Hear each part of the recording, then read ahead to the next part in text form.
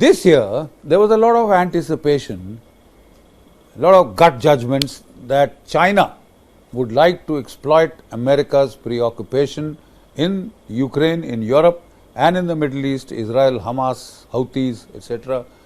And this was the best possible time for China to, go for an invasion of Taiwan.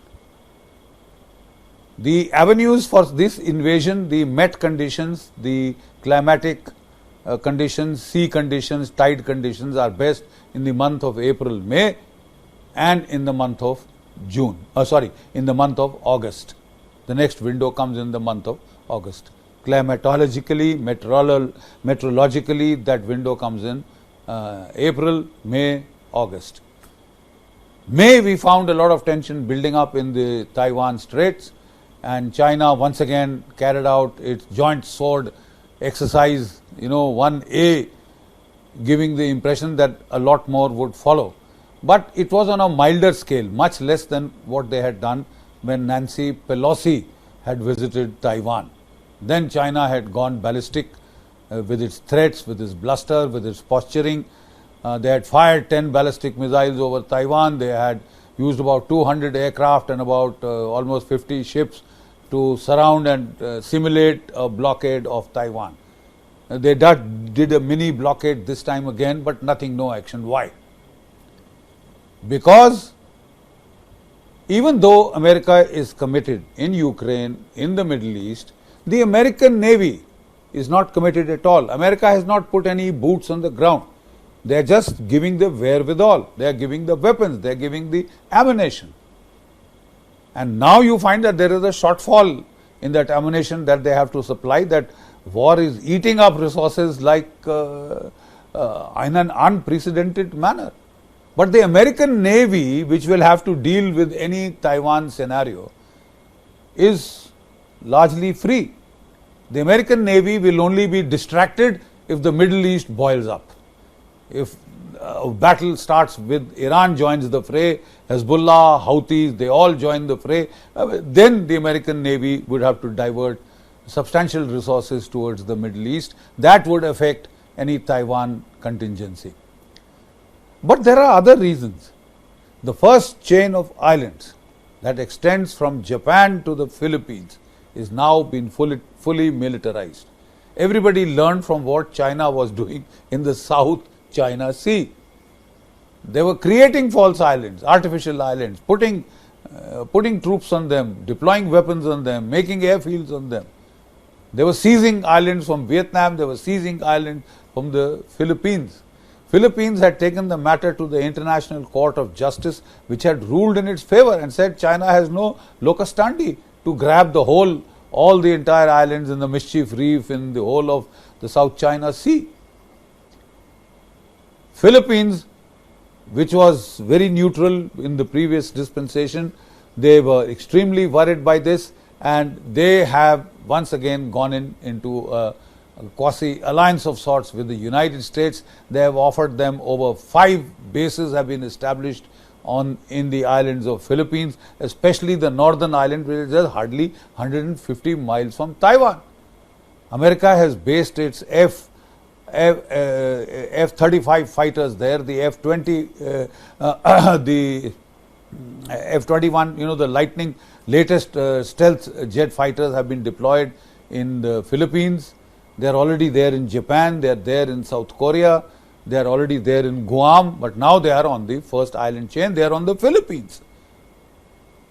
And from there they can intervene, they can fire their ATACMs from the Philippine islands and intervene in the battles for if China attempts an invasion of Taiwan. The Bakshi channels, that narrow gap, the choke point of the Bakshi channel, they'll have to be very seriously concerned, and it has materially altered the situation and imposed further caution on China. No wonder China is now getting aggressive with the Philippines. There have been so many brushes in which they have fired water cannons, made dangerous maneuvers, almost gotten into collisions, and now the Chinese now graduate next to this brandishment of knives and axes and these hand-to-hand kind of combat tamasha that we have been watching on the Ladakh frontier for quite some time now. They have now imposed that kind of a graduated level of tensions. So it would be a possibility. We would still have to wait out for the month of August. Will China feel that the United States is harassed enough? The United States Navy has taken energetic measures to deploy forward to cater for any Taiwan contingency by strengthening its bases in the Philippines. The Japanese have come and militarized and occupied all their island chains till the next door to Taiwan, which has put a great amount of check and caution, because an invasion across 100 miles of the sea is one of the toughest military operations. Operation Overlord, which was the landing on the Normandy beaches, which was just celebrated in the first week of June. 200,000 troops had been put there. 7,000 ships it had taken. The Chinese will need to put 1 million troops on Taiwan if they want to capture Taiwan. It is one of the most hilly, defensible terrains in the world, going up to 12,000 feet.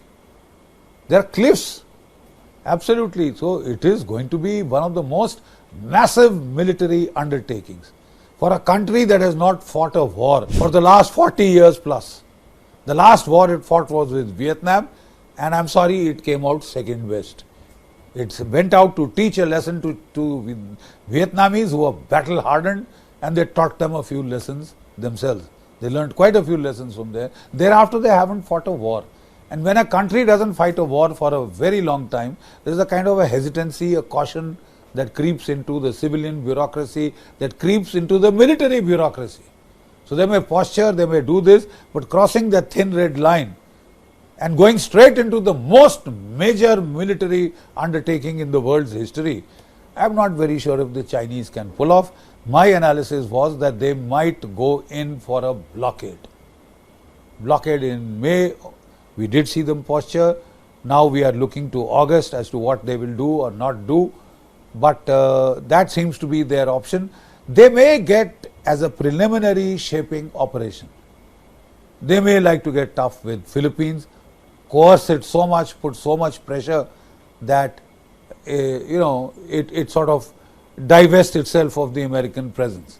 I'm not sure if it's too late already for that kind of an operation, but the way China is muscling, showing these displays of its anger and frustration in the South China Sea, especially against the Philippines, their Coast Guard ships, etc.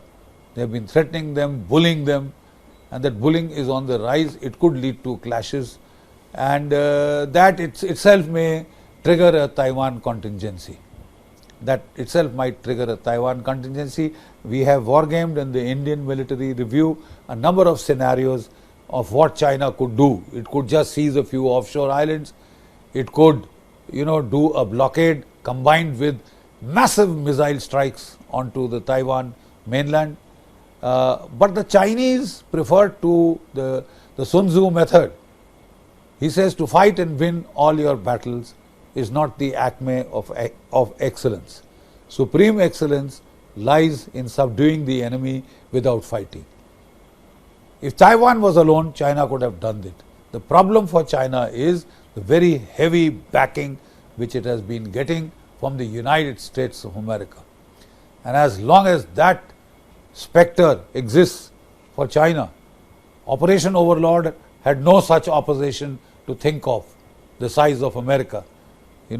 Japan, Australia, NATO countries coming into the fray.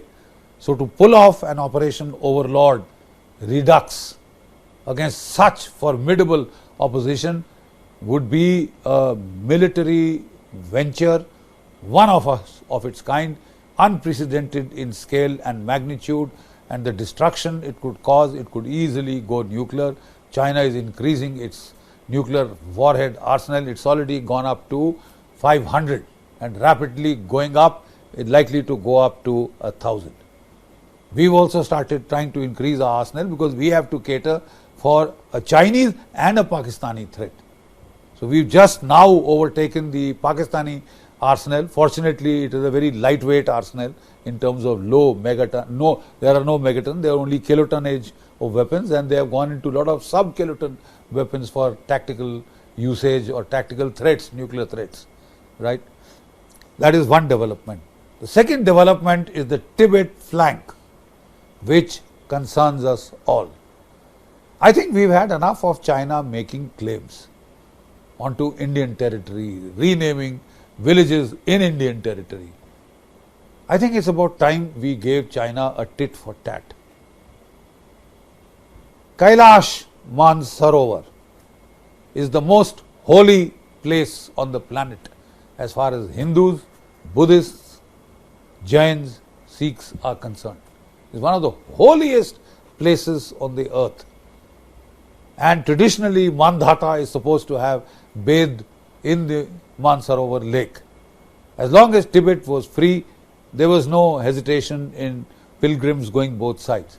In 1841, General Zorawar Singh, the general of Maharaja Gulab Singh, who in turn was a feudatory of Maharaja Ranjit Singh, you see, he launched an invasion, a breathtaking invasion of Tibet. He had first captured Ladakh, quelled 5 revolts in Ladakh, then he had gone into Gilgit-Baltistan, captured them, and then with a combined Ladakhi, Balti, Dogra army, he had invaded Tibet, gone 700 kilometers inside, and he had captured the Mansarovar lake and the precincts of the holy Mount Kailash. They had come under Indian control for the first time in 1841. He was attacked by a Sino-Tibetan force then, and he slaughtered that force. We still have a captured Mantalai flag from the Battle of the Mansarovar, which hangs in the 4th Battalion Jammu and Kashmir Rifles mess upside down. So, I think we may have to think in terms if China doesn't cease troubling India, needlessly needling, needlessly making extravagant territorial claims, creeping salami-slice aggression methodologies. It may be time to give back to China. It may be time to question or to play the Tibet card. China's sovereignty over Tibet is not a given. There are enough legal hurdles onto that sovereignty over Tibet, and half the cause, more than half the cause of our national security problems and headaches is the Chinese invasion of Tibet, which went uncontested. A free country was crushed underfoot, trampled underfoot, its religion more or less destroyed. Thank God, about 70,000-80,000 have come out, the diaspora into India in Dharamshala, which has retained and saved their culture and their civilization, the Tibetan civilization, Buddhist civilization, peaceful civilization was overrun. Their monasteries were bombed, their monks and nuns were raped and killed. I mean, there have been terrible repression in Tibet. The Tibetans have been setting themselves on fire. It's about time the world also took a look at Tibet. So one was, quite happy to hear that Nancy Pelosi, the former, of the Senate chairperson, she visited India. She went to Dharamshala and she has met the Dalai, His Holiness the Dalai Lama. It's a good augury that people are beginning to be concerned about the fate of the Tibetan people and that land of purity, that little Shangri-La of peace which was destroyed and overrun by the People's Liberation Army of China. So lots is happening, and all the more reason that India must now prepare for that future, strengthen its armed forces. We have done very well in terms of technology infusion, in terms of indigenization, in terms of infrastructure creation. Now we have to strengthen the quantum of our armed forces, because the lesson learned from Russia, Ukraine is that modern war is going to be colossally expensive in terms of manpower. Entire units are getting wiped out. They have to be replaced, recreated, sustained. For that you need a strong manpower base ab initio before you enter the war, rather than mobilizing during a long war. Then you will go in for long war and spend much more than you would if you had large armed forces, technologically strong armed forces in situ, in existence before the start of a conflict. Only then can you hope for short, quick victories. Otherwise, like the Russia-Ukraine war, it could stretch on for years and drain your economic resources that a lot of us are trying to save by diverting money away from manpower. I think we should correct that. I have taken that up in a separate issue, but we are headed for troubled times. Thank you.